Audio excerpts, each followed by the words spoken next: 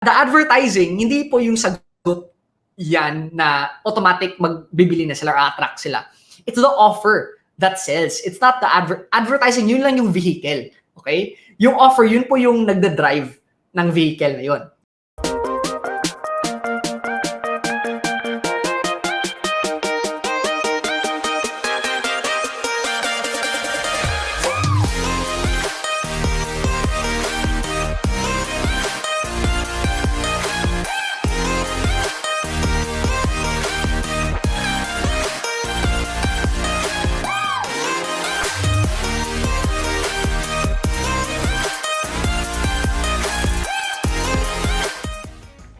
Don't treat advertising as an expense. Treat it as an investment. Okay? Ako hindi talaga mahihiya to say this because if you're asking how much we're spending on ads, we're spending over 7 digits every single month for how many years? Okay?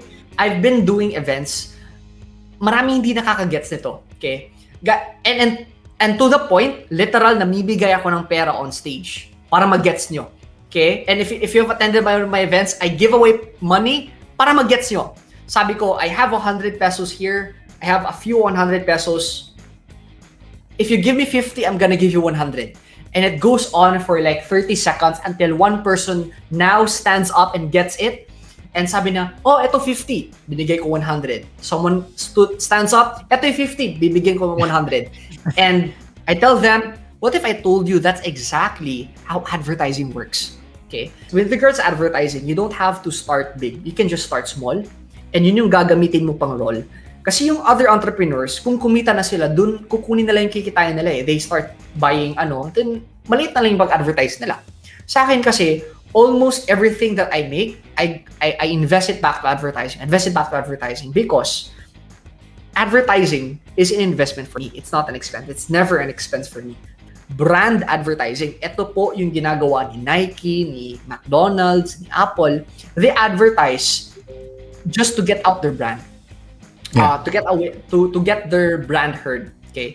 Yung second way naman, ito yung tinatawag natin na direct response advertising. That means, for every peso that you spend, dapat may babalik yun. Okay? If pag-gastos ako ng 1,000, I should have a return. Because if it doesn't give me a return, it's not an expense. It's not an investment. It's not an expense. Okay? Now, ito yung problem. Because the small entrepreneurs, they copy what the big brands are doing and they fail.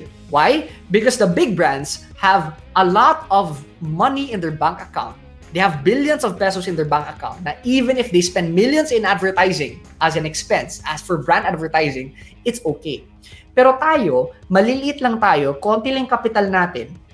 Then, dapat for every penny that we spend, dapat may bumalik. Tawag doon direct response. Ibig sabihin, nagre-respond ka agad yung investment money mo, yung advertising money mo.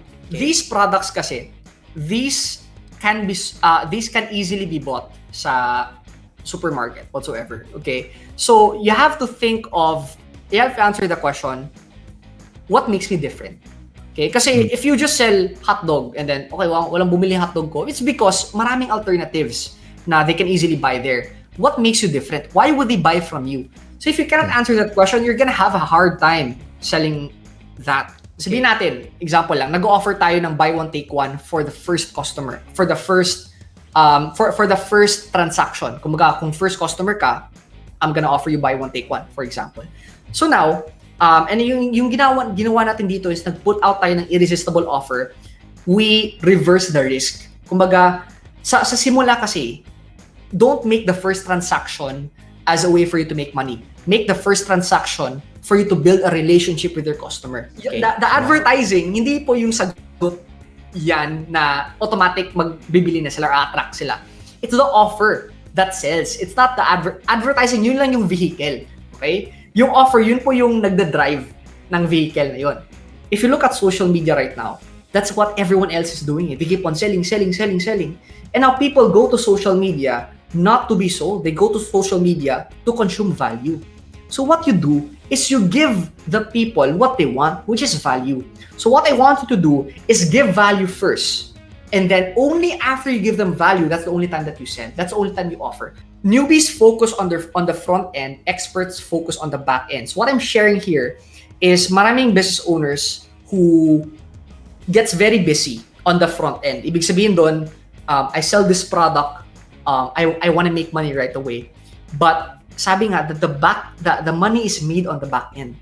People kasi, when they buy one thing from you, naturally, people love to buy.